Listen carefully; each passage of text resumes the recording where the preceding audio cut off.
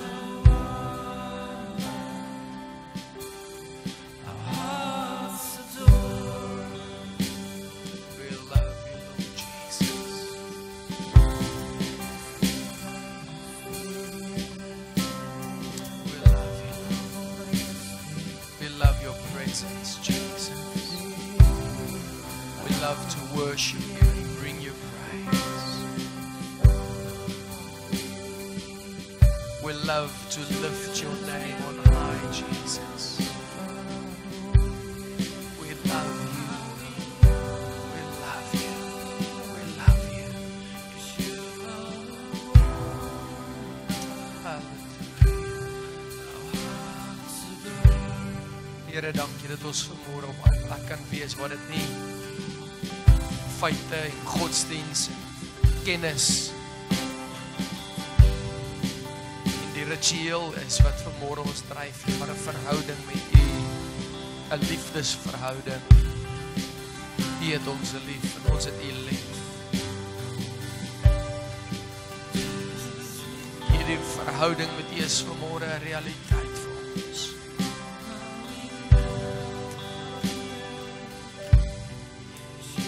Dankie dat U ons leer wat ware liefde is. Gesonde liefde. Nie soos die wêreld nie, maar God se liefde. Dankie, Here.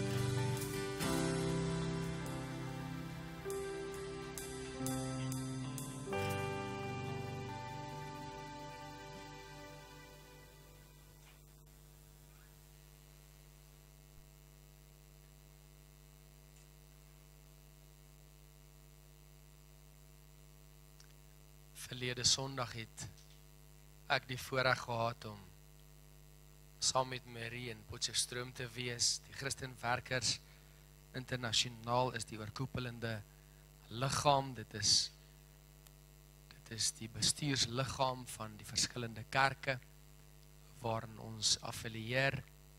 Pastor Arthur Emsley was ons voorsitter gewees vir baie jare. En hy is nou by die Here. En ons stap 'n pad saam met sy dogter Sandy Williams, niece Emsley. En hoe wonderlik om te sien dat die Here 'n nuwe ding doen, 'n mooi ding doen. En dat ons daarvan deel bly. En wat 'n voorreg om te weet dat die Here ook my vroutjie kon gebruik het verlede week op 'n baie besonderse wyse. Jy weet, dit is 'n groot gemeente. En om voor daardie honderde mense te praat is nie altyd maklik nie, maar kan ek vir julle sê hoe trots is ek op my vrou? Mag ek saam met julle dit net sommer bevestig vanmôre, ek het 'n awesome vrou. Ek wil haar na vorentoe roep, wil jy nie gou by my kom staan nie, my liefietjie? Jy weet, sy is vir myself 'n wonderwerk, In hierdie gemeente is julle ook intens bewus van die pad wat ons saam gestap het sedert 2009. En ek het nou amper al vir die eerste keer weer teruggesit in daardie banke. En sy het die woord bedien en sy het haar getuienis gegee. En ek kon sien hoe honderde mense ongelooflik diep geïmpakteer was. Met die pad wat die Here met haar gestap het, die hulp wat hy aan haar verleen het om deur haar seer kry en deur haar verlies te kon werk, het sy verlede week power tools met die mothers van daai kerk gedeel, maar dit was ook power tools vir elke mens van toepassing. Hoe die Here haar net deurgedra het en hoe dit soveel inspirasie is, om te weet as dinge wat ons kan doen saam met die Here. Krag, gereedskap wat ons kan gebruik, wat ons oplig uit omstandighede. En dit wat donker en finaal en hopeloos is, verander God en hy maak dit mooi. So ek gebruik sommer die geleentheid om net my vroukie te honor, sy verjaar ook hierdie week, Woensdag die 24ste Mei. En jy weet, dan is sy 24 jaar oud. Maar die pad wat ons saam stap, dit is net vir my so groot voorreg om getrou te wees met haar. Om te kan sê, ek het haar lief. Naas God is sy die persoon wat ek die meeste lief het. Wat die lewe laat sin maak vir my. En natuurlik ons kindertjies wat saam met hierdie pakket kom, wat ons as huisgesin definieer. Kan ek vir u sê dat ons huishouding sou leeg wees, as dit nie vir haar is nie. Die vingerafdruk wat sy laat, die persoonlikheid, die atmosfeer, dit wat sy in ons huis inbring, jy weet, sy roel daai huis hoor. Ons as manne in daai huis wil haar bly maak, wil haar behaag, ons wil doen wat sy wil hê. En dit is nie altyd so maklik nie, jy weet, want sy het altyd hoë standaarde. Maar dit is vir my lekker om my lewe in te rig om my vrou te behaag. Ek poog om dit te doen. Ek wil haar bly maak. Ek wil haar gemaklik laat voel. Ek wil hê sy moet weet dat haar verwagtinge is vir my belangriker as my eie verwagtinge. En ek is bereid om te buig. Ek is bereid om te verander. Ek is bereid om saam met haar te beweeg en te probeer soek om te sien waarom ondersteun sy sekere sake. So dit is nie vir my moeilik nie. En dit is net so maklik om haar lief te hê, omdat sy so kosbaar is vir my. So voor ons gemeente honor ek jou en is dit vir my sommer net 'n voorreg om te sê ek het jou lief en mag die Here jou seën. Ek is bevoorreg, sy is bietjie hierdie jaar by ons. Sy werk nie meer in Desember, dit sy die departement van onderwys, sy bedank en ek glo ons gemeente begin ook al voel die invloed wat sy het, jy weet, sy het 'n klomp individuele koneksies, waar sy woord vir mense gee, waar sy saam met mense bid, wat sy mense ondersteun, en vir my persoonlik is dit van baie waarde, dat sy saam met my in hierdie bediening funksioneer, en ek glo dat die Here het haar opgerig, vir ons as gemeente, om gebless te wees, die awesome goed wat sy vir ons kan gee. So, ek glo julle het haar saam met my lief, en as ek vanmôre sommer net 'n seëngebed oor haar bid, wil ek vir haar steek jou hand uit saam met my. En kom ons seën haar dan in Jesus naam. Here, dankie vir hierdie kosbare vroutjie in ons lewe. Dankie Here vir iemand met gawes. Dankie met iemand wat gesalf en geseënd is. Here, dat U haar geplaas het in die bediening in hierdie gemeente. En Here, dat U vir haar so 'n hart van liefde gegee het vir die mense van hierdie gemeente. Dankie Here dat ek kan sien sy is konstant besig om te soek en te hoor by U oor hierdie gemeente woord en sy bid. En Here, dankie dat U haar opgerig het in daardie hoedanigheid. Dankie Here dat ons geseën kan wees met haar in ons lewe. Maar Here, ons wil vanmôre in die naam van Jesus Christus, die seën van die Here oor Marie bid, gees en siel en liggaam. En Here, ons wil bid dat U haar grondgebied sal vergroot. Here, dat U plan en doel en skepingsdoel oor haar lewe vat plek sal kry en dat die invloed sal verdiep, Here, en dat U haar sal gebruik tot U eer. Dankie dat U haar gesondheid vir ons gee. Dankie dat U haar gesondheid vir haar gee. Here, dat sy 'n lang en wonderlike lewe sal lewe. Dat ons haar sal kan seën in hierdie jaar en lewe oor haar spreek, Here. Dat sy psigologies en emosioneel gefestig sal wees in U. En dat sy sekuriteit sal hê met die Vader se liefde en roeping oor haar lewe. En dat sy geplant sal wees in haar huis, ook in hierdie geestelike huis, Here, dat sy sal weet sy is geliefd. En Here, dat die seën en die salwing van die Here rus oor haar. Dankie, Here, dat ons ook hierdie nuwe jaar saam met haar kan spandeer. In Jesus naam. Amen. Prys die Here. Yes, so, al die dingetjies wat gebeur, ek sê vir my vrou, weet jy wat, dit is ongelooflik vinnig, hoe tyd stap. En as ek nou maar daaroor dink dat, in hierdie week, ons het môre aand bidhuur, moet dit nie vergeet nie, elke tweede maandag aand het ons bidhuur, en dit is 'n groot geleentheid, dinsdag aand Bybelskool, woensdag aand sang en musiek, donderdag, vrydag, saterdag, finding your voice hier by die kerk, ons kleuterskool, hardloop reg hierdie week, wanneer daar ook al behoefte is Esther Helping Hand gereed om in ons gemeenskap te bedien en te gee waar daar nodig is. Ek sien sommer net hoe die Here deur hierdie talente en gawes van mense in hierdie kerk net soos 'n blom wat oopmaak, besig is om 'n mooi tuin te maak in die omgewing van ons gemeenskap. En die Here gebruik jou, en hy wil jou meer gebruik. Volgende Sondag, Pastoor Lameiter, wat saam met ons hier, ons sending en oesdag kom doen. En dan is ons Zambië span vir 'n tydperk van meer as 10 dae weg uit ons midde uit, is hulle in Zambië, en gaan ons as gemeente bid. Ons gaan in gees en in ons gemoed gaan ons saam met hulle wees. Ons gaan vertrou dat die Here sy doel daar bereik. En dan as hulle terugkom, is dit die helfte van Junie maand. Dan is dit die hartjie van die winter. En as jy weer kyk, is dit skoolvakansie. En so, dis eksamen en dit is skoolvakansie. En dan begin dit al amper weer tyd raak vir ons om te sê, dis lente. Ons begin uitkyk na die lente, dit begin tyd raak vir die atmosfeer, die temperatuur om te draai. As die Here wil, en ek glo dit sal so wees, hy het dit in ons harte gewerk, gaan ek Spanje toe, in die eerste week van Augustus. Ons gemeente het 'n sendeling in Spanje, in Gibraltar. Dit is baie naby, net so aan die see aan die oorkant van Marokko, die toppunt van Afrika. Dan gaan ons vir Kobus van Wyk en Miriam, gaan ons so 'n bietjie kuier, Tannie Leonie in ons gemeente, oom Jannie, familie hierso, wat al baie jare weet dat Kobus gegaan het. Ons gemeente het hierdie man gebless om te gaan. Maar dit sal die eerste keer wees wat ons werklik 'n afgevaardigde stuur, om te sien, wat is die sendingwerk wat hy daar doen?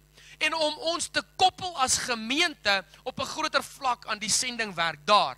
En my doel sal ook wees om dan terug te kom as 'n pionier om vir u te sê, dis moontlik vir meer mense om saam met ons Spanje toe te gaan, om daar te gaan bedien. Wat ons weet, dit is groot toeriste tydperk, dit is 'n invloeks van mense wat deur Marokko op daai ferry in Spanje teruggaan en weer terug Marokko toe. As 'n groot vloei van mense, van alle tale, alle kleure, alle nasies, alle lande, beweeg op 'n ontsaglike hoë vlak daardeur na die tydperk. En dit is vir ons 'n geleentheid om op verskillende maniere te gaan bedien, om vir die mense te bid wat daar verbygaan, om met hulle gesprekke aan te knoop, om traktaatjies uit te deel. Ons gaan ook self binne in Marokko ingaan, en daar's 'n sentrum waarby Kobus werksaam is met jong seuns. Hy doen houtwerk saam met hulle, om net aan kinders te raak en die liefde van die Here vir hulle te gaan wys, maar om dan terug te kom na hierdie gemeente toe, om ons bewusmaking van die sendingwerk waarby ons so direk betrokke is, aan te wakker. Want daar's 'n versoek wat Kobus gerig het, sê, Christo, bid julle ooit vir my? Ek praat nie eens van finansiële voorsiening nie, dit gaan beroerd, dit gaan met groot uitdaging, wanneer jy sê, Here, ek gaan vir u werk, stuur my. Maar Here, hy sê, bid julle ooit vir my?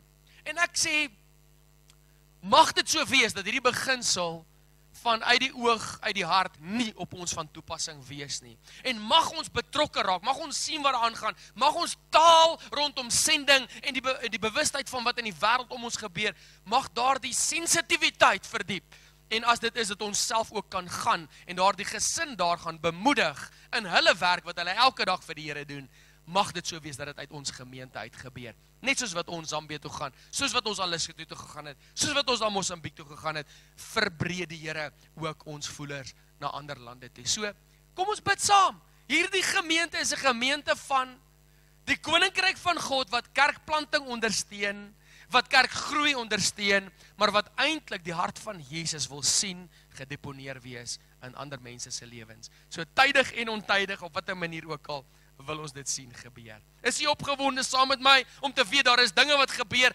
buite ons eie klein hoedanige klein lewetjie, soos wat Henny gesê, me, myself and I, is net ek. Nee, gaan oor baie meer as my, en dis wat die Here wil doen deur ons gemeente om ons daarvan bewus te maak. Prys die Here. Ek wil graag sommer oorgaan na ons tema toe, die tema van geloof.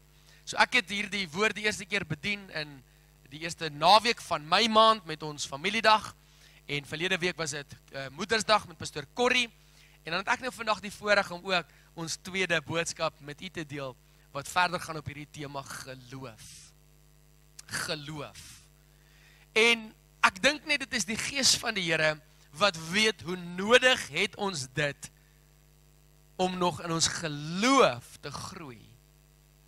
Daar is soveel wat ons takseer, uitdaag, en wat maak het ons twyfel, wat maak het ons moed verloor, wat maak het ons spoed verloor, wat maak het ons verward raak, maar geloof anker ons. Geloof anker ons. Verlede keer het ek bedien uit Lukas 18 vers 1, en ek herhaal dit gou vir jou. Also Jesus told them a parable to the effect that they ought always to pray and not turn coward, not turn faint, not lose heart, not give up.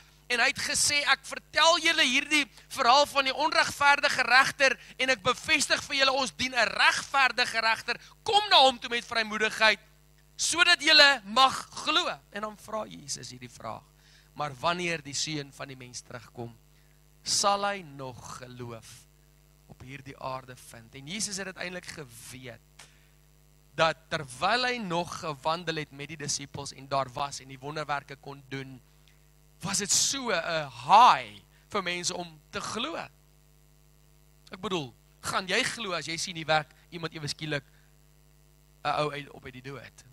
Lazarus, kom uit! En hy, 4 dae later, draai die verbande af en stap uit die graf uit. En dit is 'n man wat sê, ek is die Seun van God. Gaan jy in hom glo? Ek gaan verseker, my geloof gaan hoog wees, want ek sien hierdie wonderwerk gebeur. Ek ken 'n man, en hy lê by die poort, die skone poort al, vandat ek gebore is, loop ons by hom verby, en hy is kreupel, en hy lê daar, en hy bedel maar, en dan is hierdie Jesus wat verby hom loop, of dit was nie Jesus nie, ekskuus, dit was daai tyd nog Petrus wat verby hom loop, en Petrus loop verby hom, en hy sê, staan op en loop. Gaan ek daai wonderwerk aanskou en moeilik glo? Nee, ek gaan maklik glo, wanneer ek so wonderwerk sien. Is my moontlik om te glo wanneer ek al hierdie tekens sien, maar Jesus weet iets vooruit. Toe hy hierdie vraag vra, gaan ek nog geloof sien? Wat hy kon sien, die volgende 100 jaar wat gaan verloop. En die Romeine wat alles oorneem. En hy kon sien, die volgende 1000 jaar wat gaan verloop. Die donker eeue wat ons binne tree. Die volgende 2000 jaar, waar daar 'n industriële revolusie plaasvind, en mense so in die materiële gekoppel word. Die tydelike dinge wat so belangrik raak, gemak, sport, plesier, al hierdie dinge wat so ongelooflik belangrike plek in ons harte begin opneem. En Jesus sê vooruit, gaan ek nog geloof sien, wanneer die Seun van die mens terugkom. Stem jy met my saam vanmôre, dat dit is baie nodig vir my en jou, om in ons geloof te groei, want ek en jy het nie ons vingers deur sy hande wat spykers ingehaat het gesteek nie. Maar ek en jy luister na die verhaal van iemand wat dit gedoen het. En daarom moet ek en jy vandag nie op bewysstukke staan nie, maar ek moet hierdie glo. Ek moet dit wat in hierdie Bybel opgeteken staan lees, en ek moet dit glo. Ek moet lees van 'n man wat gestuur was na Nineve toe. En dan moet ek hoor hoe hy in die see geval, of hulle hom ingegooi het, en 'n vis het hom ingesluk. en hy het hom uitgespoeg op droë grond. Jy sien, vir die wetenskaplikes en vir die logika van mense wat vandag redeneer, staat maak op hulle interessante manier van dink, raak dit moeilik om te glo. En dit raak baie maklik om te twyfel. Dit raak baie maklik om verward en deur mekaar te raak. Wanneer mense met argumente kom, en ateïste jou uit jou, en jou op 'n plek staan waar jy sê, maar ek wonder, of is hierdie goed is alles die waarheid? En dan trek jy terug in jou eie dop, en jy hou dit privaat, en hoe meer jy in isolasie staan, en onvrymoedig is, hoe moeiliker raak dit om hierdie geloof te lewe. As jy nou maar dink, Petrus loop in die openbaar, baie krepelman, wat jare al krepel is, en hy sê vir hom, staan op en loop!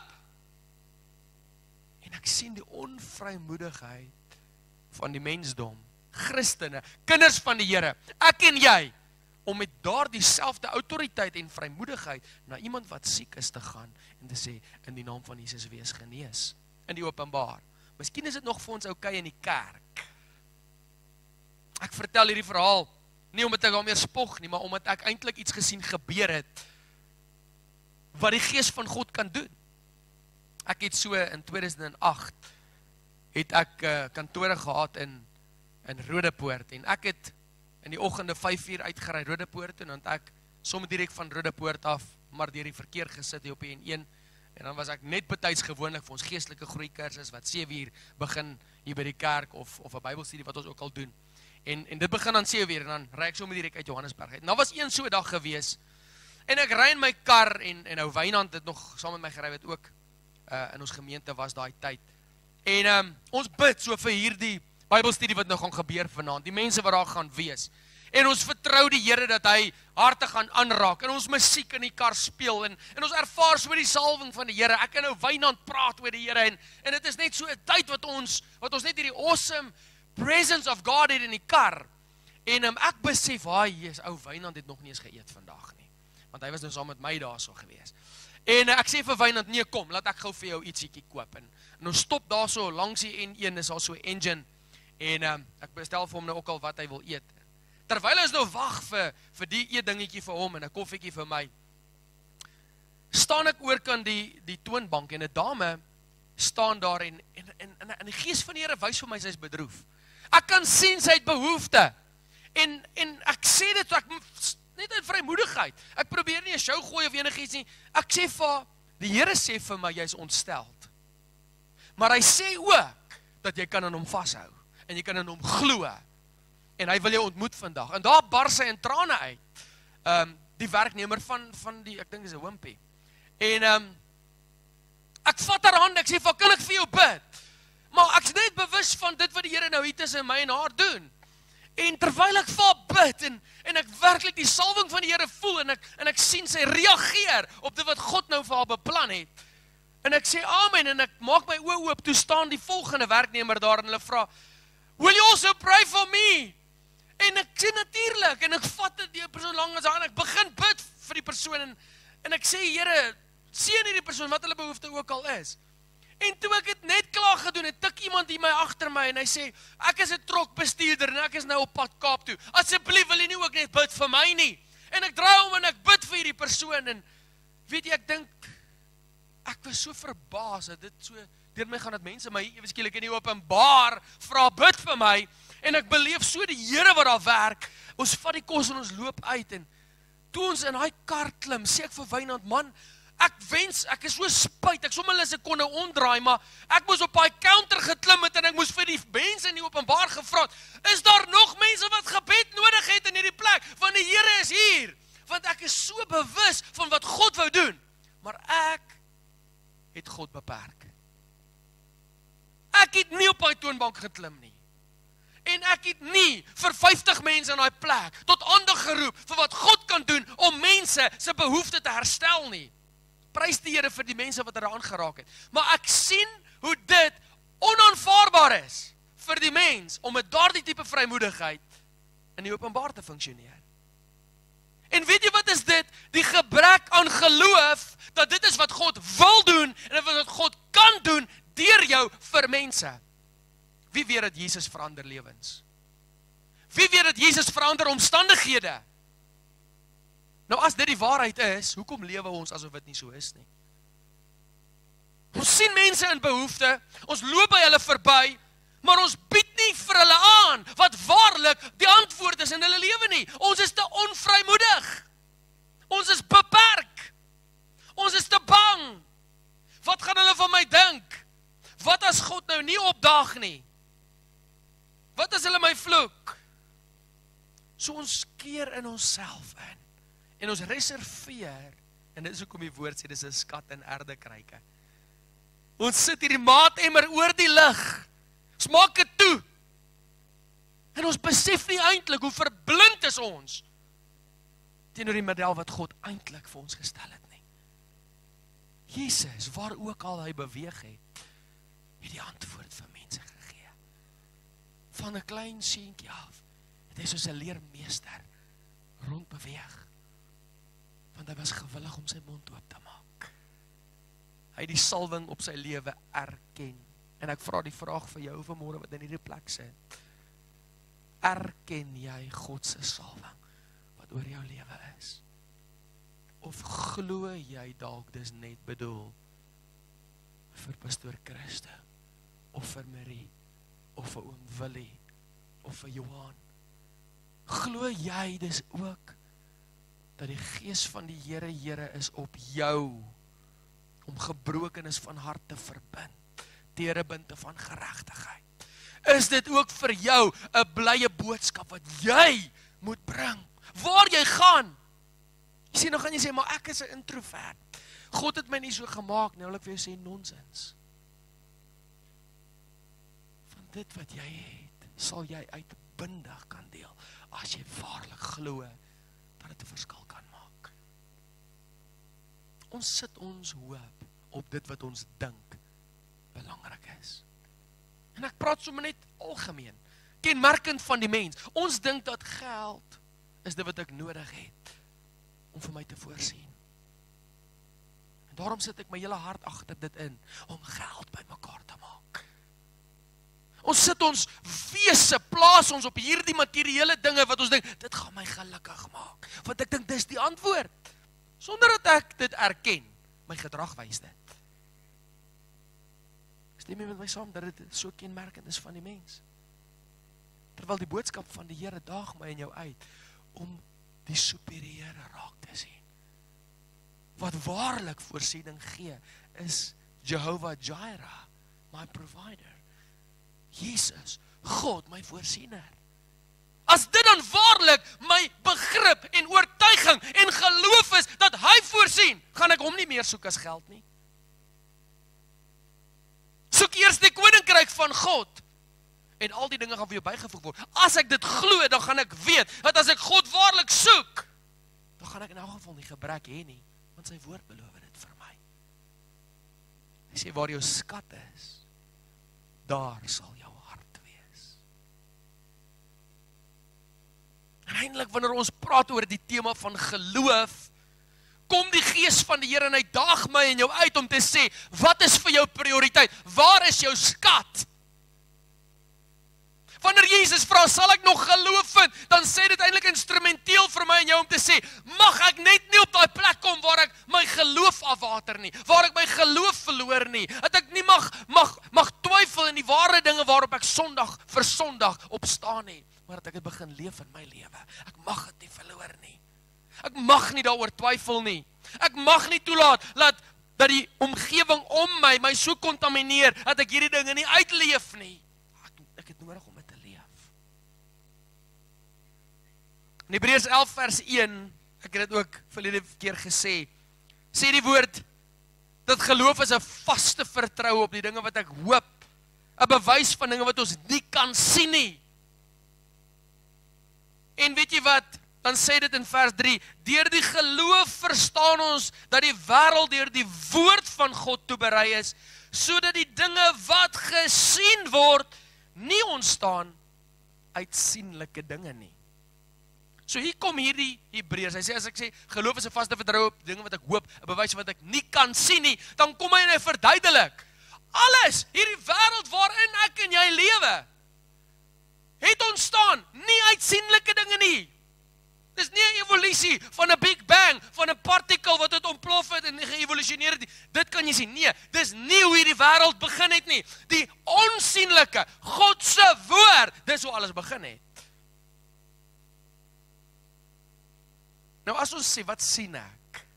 Wil ek jy moet gou saam met my net hierdie metafoor gebruik. As jy nou jou voordeur oopsluit, jy loop in jou gang af, of jy gaan in jou sitkamer in, of jy gaan in jou kamer, wie het ook een of ander portret, of dalk 'n foto wat iewers teen die muur hang? Okay. Toe jy nou net daai portret opgehang het teen die muur, die mooiste raam, miskien is dit 'n verhaal van jou wat gelukkig is, of iemand wat jy lief het, of dalk 'n foto van iets wat jy dink pragtig mooi is. Toe jy dit net opgehang het, hoe gereeld het jy dit waardeer? Elke keer as jy daar aankom, staan jy eers 'n rukkie stil voor daai portret. En dit wat jy sien, stel jou so tevrede. My kinders, wie van julle het ook kinders? Hulle het 'n ding wat hulle noem 'n fidget spinner. Nou, al die kinders, lyk vir my honderde van hulle het 'n fidget spinner. Nou my seentjie druk dit so uit. Hy sê, "Pappa, ek weet nie hoekom nie, maar dit is net so satisfying." Om die hele tyd hierdie fidget spinner te spin, is so satisfying. Jy weet nou, wanneer daai portret net so vir die eerste keer opgehang is teen die muur, is dit so satisfying om daarna te kyk en dit is so mooi en miskien kom kuier jou ma en jy wil dit ook vir hulle wys. Maar nou het 20 jaar verloop. Hoe gereeld sien jy regtig nog daai portret? Kan jy sê jy het vanoggend opgestaan en verby hom geloop en dit raak gesien? Of het jy dit heeltemal gemis? Nee? Nou Jesus, geïnspireer in Hebreërs 11 deur God, sê Paulus hierso. Hy sê, die dinge wat gesien word, is wat ek en jy moet beredeneer vanmôre. As ek en jy hierdie fotoraam gesien het en gesê het, dit vertel iets, maar na tyd verloor ek my bewustheid daarvan, het hy eintlik ook hier gesê, die geloof is soortgelyk aan dit. Jesus het gesterf aan die kruis. Dit was vir my so vars, toe ek net tot bekering gekom het. Dit was so 'n nuwe ding, dit was so diep, dit was vir my so awesome. Maar nou hoor ek dit al vir die afgelope 15 jaar, en dit het eintlik sy betekenis verloor, want ek sien dit elke dag, so nou sien ek dit eintlik nie meer raak nie. Sien julle, geloof word soos 'n portret teen die muur. Ek begin amper half aanvaar dis daar, maar ek verloor die krag daarvan, want ek verloor die waardering daarvan. En die Here wil my en jou bewustheid van dit waarin ek en jy glo, en die oortuiging dat dit waarlik die waarheid is, dat dit waarlik verandering bring, kom aanwakker met 'n gesprek soos hierdie vanmôre en sê, toets jou, daag jouself uit, rondom hierdie tema, sodat jy weer opnuut dit kan waardeer, om te glo, om te kan sê, ek is 'n gelowige, ek glo in God, ek glo in die woord van God, ek glo in die Heilige Gees wat in my woon, ek glo daar is krag in woorde. Net soos wat die aarde tot stand gekom het, en daar skepingskrag in God se woorde was, is daar skepingskrag in my woorde, want God se woord sê, lewe en dood lê in die mag van die tong, so die wat die vrug daarvan gebruik, sal dit eet, en Here, ek glo dit, dat lewe en dood lê in my tong, en ek kan dit spreek, en dit sal so wees, ek glo dit. Of is dit vir my, ek het dit ook een keer by daai kursus gehoor, kom ons hang die portret teen die muur, ek weet dit, maar dan loop ek verby en ek praat soos ek wil, of ek gebruik dit nie soos wat ek moet nie. Dis net kennis, maar is nie meer vir my 'n openbaring nie. Jesus loop by 'n vye boom verby, en hy vervloek dit. En nog gebeur niks. Sy disippels loop saam met hom, okay, hier sê Jesus vir die vye boom, maar daar nie vrug aan jou is nie, sal daar ook niks vrug aan jou wees nie. Okay, ons het dit nou gesien, loop verby. Maar 24 uur later, woord sê 'n dag later, toe hulle weer daar verbyloop, en daai vyeboom in homself verdroog. Dis soos 'n blaartjie waarin jy raak en dis net stof. 'n Takkie wat jy afbreek en jy nou dadelik in die vuur kan gaan gooi. En ons geen sap in dit nie. Wat het Jesus gedoen? Hy het woorde gebruik. Somtyds saai ons saad met ons woorde en ons dink, ag, dis maar net woorde wat uitgegaan het. Niks het gebeur nie. Maar die woord van God sê, dat wanneer ek en jy woorde gebruik, dan is dit of lewe of dood wat ek spreek. Die woorde wat ek het, is nie maar net woorde wat uitgaan nie. Dit bring 'n resultaat. En dit moet ek gebruik oor myself. Johan, sit gou vir ons hierdie liedjie weer op. Daai Amazing Love. How can it be that you would die for me? Ons het woorde gebruik om vanoggend 'n liedjie te sing. Wat het jy gesing? Wat is dit wat jy glo jy vanoggend gesing het toe jy daai woorde sang? Dit is woorde wat 'n effek het op jou ore en wat jou lewe vir altyd kan transformeer as jy dit glo wat jy daar sing. I'm forgiven, nee. Ekskuus, hulle was nou in 'n ander program daar. Kom ons kyk net gou na die woorde van hierdie liedjie. I am forgiven because you were forsaken. Het jy waarlik geglo dat jy vergewe is van al jou sonde wat jy al gedoen het? Het jy dit geglo? Of is daar nog skuldgevoelens? Is daar nog mure tussen jou en God? Is daar dinge wat jou keer om in vrymoedigheid te staan en te sê, ek is vry, ek het die ewige lewe, ek weet dit, ek is 'n kind van God, God het my lief, daar's geen sins enigiets waarvoor ek skuldig hoef te voel nie. Het jy dit geglo? Maar jy sien hierdie liedjie is geskryf gefundeer op God se woord. I am forgiven. Why? Because he was forsaken. Hierdie wêreld het hom verwerp en hy moes deur al daai goed gaan, sodat ek vergifnis, ware vergifnis kan ontvang. I am accepted. Jy word nie net in hierdie gemeente aanvaar met liefde nie, maar in die koninkryk van God, in die absolute troonkamer van God. I am accepted. Weet jy, in die Ou Testament moes 'n koning 'n scepter uitsteek voordat iemand in sy troonkamer kan kom. En as iemand daar sou instap sonder dat hy sy scepter uitgesteek het, en iemand stap net in sy troonkamer in, dan het hy die mag om uit te sê, sterf. En dan vat die soldate en gaan maak hom dood. Dis die mag wat 'n koning gehad het, en almal het gevrees. Ek weet nie, of gaan ek nou 'n scepter kry, die koning sê, jy mag by my wees, en of gaan hy sê, gaan dood nie. Sterf. En God kom en hy gebruik sy koningskap. En Jesus is die scepter en hy steek dit uit vir altyd. En hy sê, kom in my troonkamer in. Jy is welkom by my. Jy hoef nooit ooit te voel, jy word weggewerp nie. Maak nie saak wat jy verkeerd gedoen het nie. Maak nie saak hoeveel jy gedrink het gister nie. Maak nie saak hoe sleg jy in 'n konfliksituasie was eergister nie. Maak nie saak wat jou foute is nie. Jesus was die scepter wat God klaar vir ewig en vir altyd uitgesteek het en sê, I am accepted. En jy kan dit vanmôre sing en dit glo en weet, God het 'n saak met jou aan. So kan ek hierdie liedjie gaan, you were condemned. Gaan gou na die volgende slide. I am alive and well. As ek hierdie woorde sing, lewe jy vandag in oorwinning. En kom ek vir jou sê, as jy ingestap het en jy het gevoel jy is nie in oorwinning nie, en jy sing hierdie woorde, en jy glo dit met jou hele hart, I am alive and well, I believe it, because of God's Spirit, hy stel my in staat, deur Christus wat my die krag gee, ek is tot alles in staat, I am alive and well, ek kan dit sê vanmôre, ek glo dit vanmôre, dit beïnvloed my denke, dit beïnvloed my toekoms, dit beïnvloed hoe ek uitstap vanmôre, ek glo wat ek sê, I am alive and well, siekte in my liggaam in die naam van Jesus wyk, because I'm alive and well, because Jesus has his Spirit and he sent it down, en die Gees van God is in my. En nou begin ek glo, waar die Gees van God is vryheid. Where the Spirit of the Lord is, there is freedom, sê die woord van God. So hoe kan ek nog gebind staan as ek waarlik glo wat ek hier sê, gebaseer op die waarheid wat vrymaak?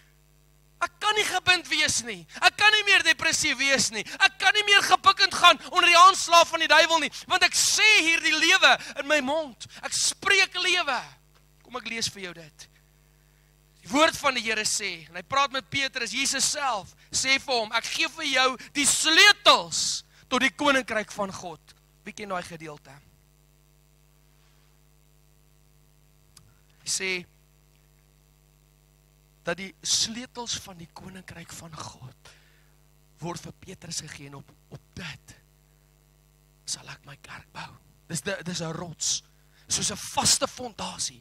Ek gaan my kerk bou op die sleutels. Hy sê, en dit wat jy op aarde bind, sal in die hemel gebonde wees. En dit wat jy op aarde ontbind, sal in die hemel ontbonde wees. Dis die sleutels wat Jesus self vir Petrus gee. Hy sê, op grond hiervan gaan ek my kerk bou. Dis hoe my kerk gaan lyk. En wanneer my kerk op hierdie fondasie gebou is, kan dit nie wankel nie. The gates of hell will not prevail against it. Hierdie is die sleutel wat ek jou gee. Met jou mond moet jy bind, en met jou mond moet jy ontbind. Maar het jy geglo dat God ook daai sleutels vir jou gegee het? Hy het nie vir Petrus gegee, en dis waar dit gestop het nie. Petrus was die eerste van sy disippels, en ek en jy word navolgers wat hierdie autoriteit ontvang, die sleutel van God, om met my mond lewe te spreek, en om die kerk te bou op daardie waarheid. Die vraag is, glo ons dit? En ek dink dit is wat die Gees van God wil doen. Hy wil weer kom om geloof aan te wakker in jou, om te begin om te glo wat jy sing, om te glo wat jy sê, maak 'n verskil. Jy weet, dan sê jy 'n argument, dan sê jy vir jou vrou, ek sal jou nooit vir hierdie ding vergewe nie. Vir hierdie ding sal ek jou nooit vergewe nie. Besef jy die woorde wat jy spreek? Jy is besig om iets te bind in die fisiese, maar ook in die geestelike. Ek en my vrou het hierdie ooreenkoms gehad baie jare terug. Ons sal dit nooit sê nie. In 'n argument, kom ons skei. Nou maar skei my man. Man, jy het met die verkeerde man getrou. Gaan kry vir jou 'n ander man wat dan gaan doen wat jy wil hê. So weier dit, sal nie hierdie woorde oor ons mond uiter nie. In Jesus naam, moenie sulke negatiewe woorde spreek nie. Moenie vir mekaar sê, skei my. Ag, ja, ek is maar sommer net weer 'n weakling. Ek is 'n failure, nee. Moenie hierdie goed sê nie, want daar is krag in wat jy sê. Die kinders van God het nodig om in geloof lewe te begin spreek. Om te kan sê, ek is meer as 'n oorwinnaar. I am alive and well. The Spirit of God is in me. Begin lewe spreek oor jou vrou. As daar argumente sê, weet jy wat eintlik? Kom ons stop dit net hier. Hierdie is eintlik 'n onbenullige saak. Weet jy wat maak baie meer saak? Ons is lief vir mekaar. Ek het jou baie liewer as wat ek myself het om hierdie argumente te wen. Kom ons begin lewe spreek, want dit is die tools wat die Here in my en jou mond sit om 'n situasie om te draai. As jy kan begin om selfbeheersing toe te pas en jy glo God gee jou wysheid, die Gees van God wat in jou is, gaan jou in staat stel om woorde anders te gebruik, gaan jy 'n ander atmosfeer skep waarin almal wil woon. Maar ek vind hoe mense met negatiewe en slegte, destruktiewe woorde atmosfeer skep waar niemand in wil woon nie. En die uitkoms is noodwendige egskeiding. Die uitkoms is noodwendig gebroke verhoudings, want niemand wil met jou in 'n vriendskapsverhouding staan nie, as gevolg van jou woorde. Verander jou taal, want dit is die taal van die gelowige. Een wat waarlik glo dat alles is moontlik. Selfs 'n vyeboom wat kan verdroog. Ek en jy het almal vyeboom situasies in ons lewe. Wat is daardie vyeboom situasies? Dis situasies waar ons sien daar is net nie vrug nie. Ek wil vir jou vandag sê, jy het 'n keuse. Jy kan of lewe spreek of dood. Jesus het daai vyeboom vervloek, hy het hom uitgeskakel. Sommige goed in ons lewens moet ons uitskakel. Vriende wat my op die afdraandpad vat, wat nie vrug in my lewe bewerkstellig nie, ek wil vir jou sê, sny hulle uit in Jesus naam. Laat daai vriendskappe opdroog. Laat dit verdroog. As dit jou aftrek en is nie goed vir jou nie, gebruik jou geloof wat die Here in jou hand sit en maak klaar met daai goed. Stap uit dit uit. Want dan gaan nie vrug in jou lewe wees nie, maar jy het die vermoë in jou hand om te kan sê, ek kan vriende kry in my lewe wat vir my omgee en wat waarlik meer omgee as my geld of die parties wat ons saam het. Die Here kan mense op my pad stuur wat 'n pad met my sal stap tot in ewigheid. Ons het mekaar lief. Daar is 'n atmosfeer wat baie beter is as 'n atmosfeer van die wêreld. En dit is wat ek kies. Begin hierdie woorde spreek en jy gaan sien dit gaan gebeur in jou lewe. Sê dit net vir iemand. Ek hou nie daarvan om op 'n dronkparty te wees nie. Sê dit. Sê dit met jou mond. Dan kyk jy volgende keer wat sê hulle vir jou. Maar hoekom was jy weer op 'n dronkparty? Jy sê dan jy hou nie daarvan nie. Nee. Jou woorde gaan 'n atmosfeer skep wat jy sê, ek weet dit self, ek hou nie daarvan nie. So kom ek gaan kies 'n ander omgewing. Maar ek en jy moet dit begin glo. Ons moet dit in geloof begin spreek. Ek kan ook oor situasies in my lewe vrug spreek. Dooie situasies wat nie vrug het nie, kan ek in die naam van Jesus in geloof begin aanspreek en dan gaan verandering kom. Jy kan begin lewe spreek oor jou finansies. Jy kan begin lewe spreek oor jou werkgewer. Jy kan begin lewe spreek oor jou kinders. Ek en Marie het hierdie getuienis. Hannes was 'n klein seentjie gewees. En hy was net ongelooflik. Man, hy was nog nie 'n jaar oud nie toe sy eerste woord. Hy het net ongelooflike potensiaal getoon. Maar iets het gebeur. Hy het sy sussie se verdrinking aanskou. En daar was trauma en skok in sy lewe wat geen mens kan verklaar nie. En ons kon nie verstaan wat gaan met hierdie seentjie aan nie, want ewe skielik kry ons net 'n rapport van graad RR af, hierdie ouetjie is nie daar nie. Graad R, hy's nie daar nie. Wat wiskunde betref is hy nie daar nie. Ons verstaan nie wat gaan aan nie. En bo dit alles, weet ek dit nie, maar hy het ook 'n gesigsprobleem en ek probeer balle vir hom gooi en hy kan dit nie vang nie en hy kan dit nie sien nie. En dit raak 'n negatiewe atmosfeer. Maar ons neem standpunt in. En ons sê, Here, ons begin lewe spreek oor hierdie seentjie van ons. Waar hierdie skool en enigiemand sê, as geen potensiaal oor hom nie. Ons gaan begin lewe spreek oor hom. En die Here kom sommer in daai week. Kom hierdie nuwe nuus. Hy het so slegte sig. Ek dink is minus iets. Sandra sal nou vir my beter kan sê hoe sleg is sy oë, maar is baie sleg. Net Sandra, 'n optometrist, nie? 'n internasionale optometrist. 'n Celebrity optometrist wat vir ons kan bevestig wat gaan regtig met oë aan, Sandra. Okay. So dit is wat met Hannes gebeur. En die Here kom en hy gee die regte inligting wat ons nodig het. Hy moet 'n bril kry. Hy moet voor in die klas sit. Marie kry die voorreg om Hannes in haar eie klas te ontvang in graad 1. En sy kan persoonlike aandag aan hom gee, fondasie goeders met hom begin doen. En die Here begin hierdie pad stap. Weet julle wat so 'n getuienis was dit vir ons om dit te kan sê? Dat hy was in graad 7 op die leerlingraad. Ons het dit nie net vanselfsprekend aanvaar nie. Dis 'n getuienis vir ons. Dis eer aan die Here dat daar vir jaar in en jaar uit lewe gespreek was oor 'n situasie wat net God kon verander.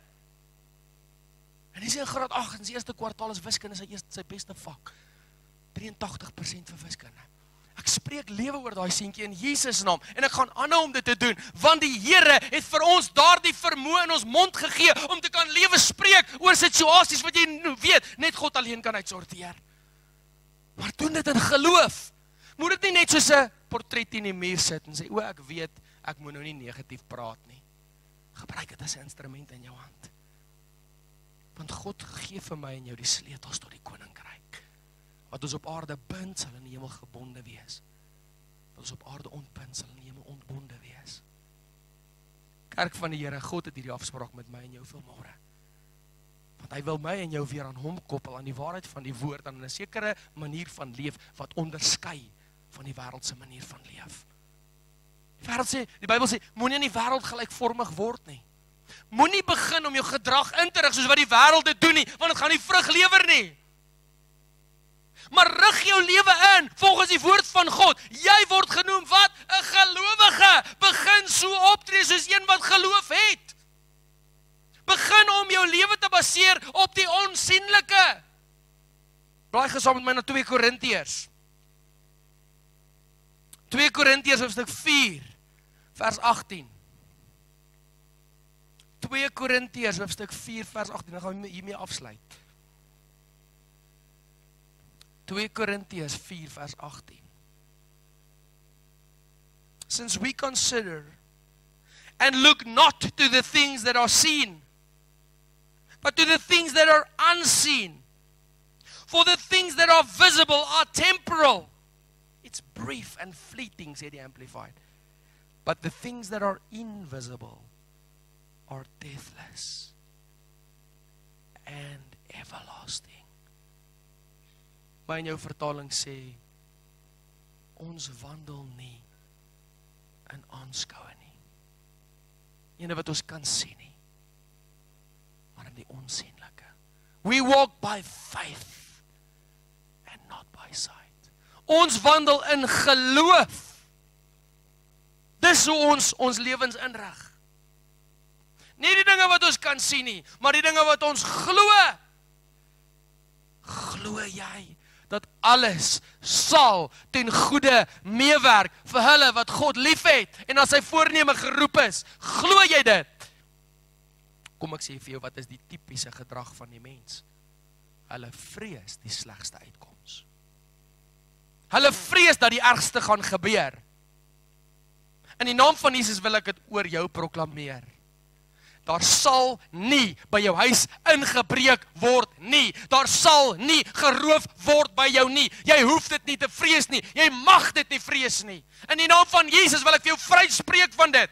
Verwag dat alles ten goeie meewerk vir jou. Maar as jy jou lewe gaan inrig oor dit, dat jy gaan verwag die ergste gaan met jou gebeur. Dit is maar net 'n beginsel en die wêreld bevestig dit, dat dit wat jy vrees kom oor jou.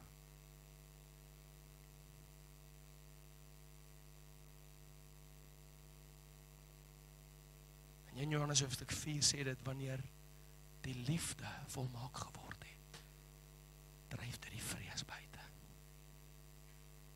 Nou hier is ek nou, Christo, wat preek jy nou? Hulle het jou dan met cable ties agter jou rug vasgemaak. Hulle het jou dan met 'n mes in jou huis kom dreig en 150.000 rand se goed uit jou huis uit gesteel. Maar prys die Here uit my verlos uit dit uit, sonder 'n skrapie. Inteendeel uit my verlos met 'n getuienis. Want die kluis se sleutel lê reg langs my beursie, met wapens en ammunisie in my kluis. En ek bid, Here, verblind hulle oë.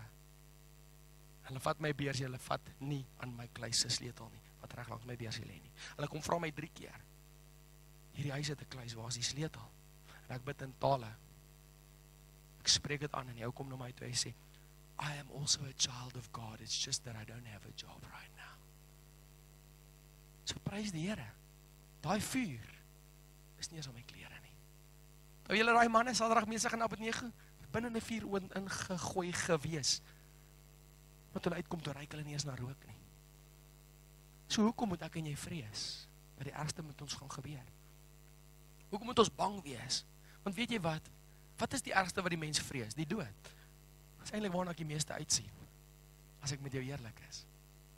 Come on! Come on! Want wanneer ek dit glo, dat daar 'n lewe is na die dood, dan gaan ek sê, Here, vat my enige tyd.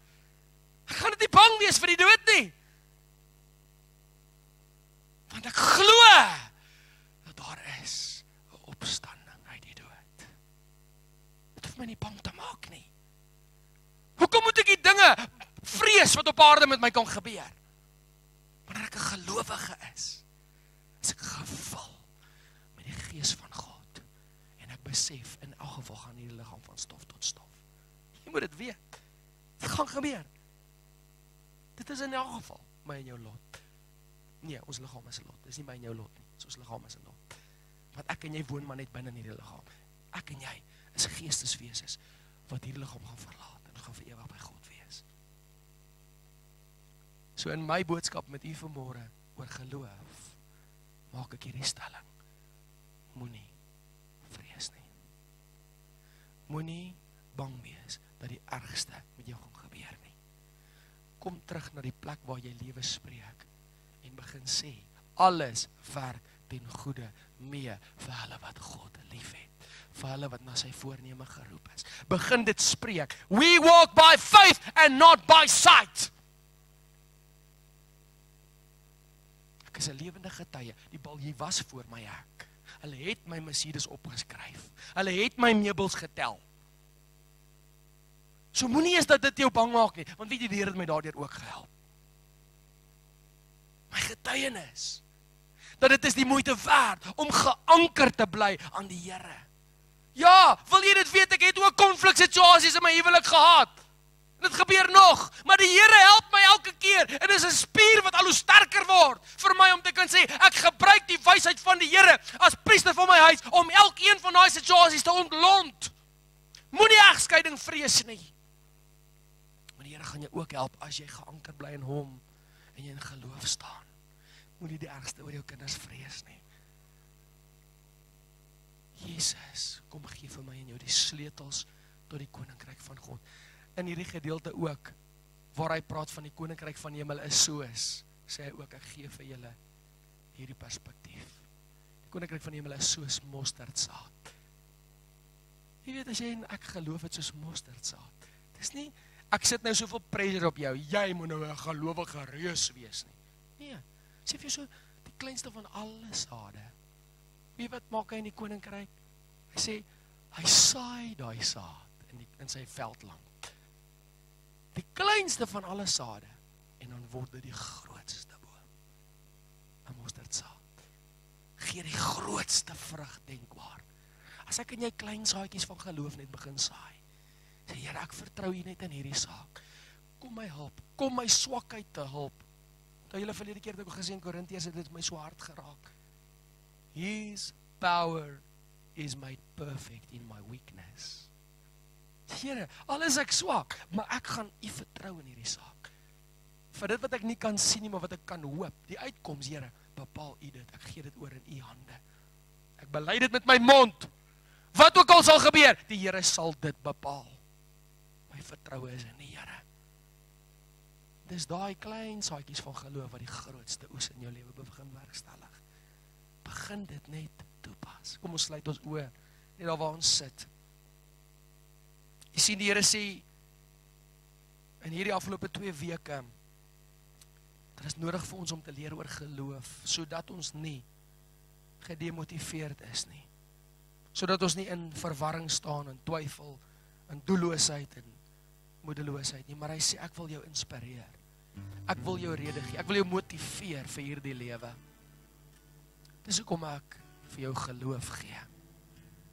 Geloof staan teenoor vrees.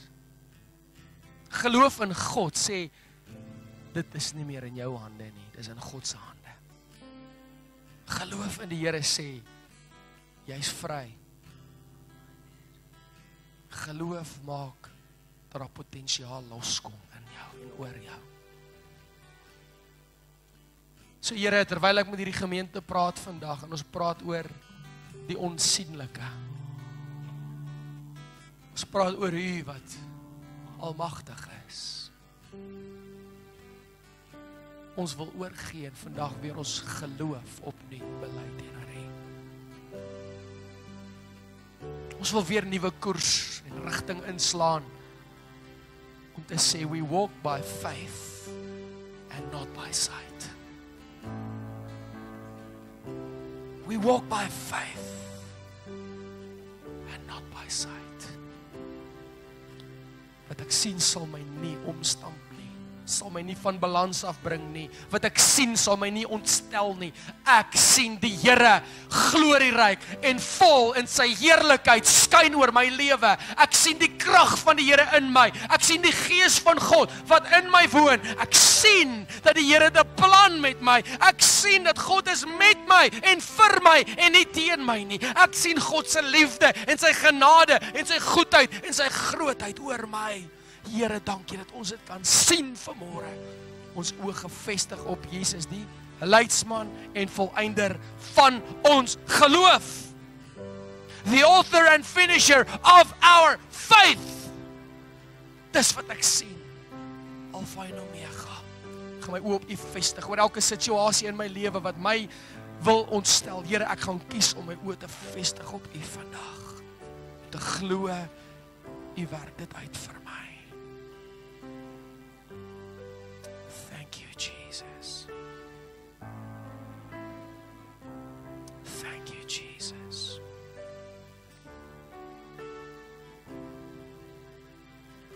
I declare declare my love, my everlasting love. I declare my love for you. I declare my love, my everlasting love. I declare my love for you. I declare my love, my everlasting love. I declare my love for you. Here, dankie dat u liefde vir ons 'n verklaring is wat ons kan glo en opstaan vanoggend. Die liefde dryf die vrees uit. Thank you, Jesus. Onthou dit, God is liefde. En in daardie liefde het jy sekuriteit vanoggend. You are secure in Him. Ons gaan ook hierdie vers gebruik met finding your voice. In Him we live and move and have our being. In Him you'll find purpose. In Him you've got reason to live abundantly. In Him you'll have peace in this life. Dis by Hom en in Hom en deur Hom dat jy die antwoorde vir die lewe kry. Amen.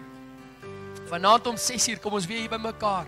En dan moet jy asseblief net 'n aangename geseënde Sondagmiddag hê.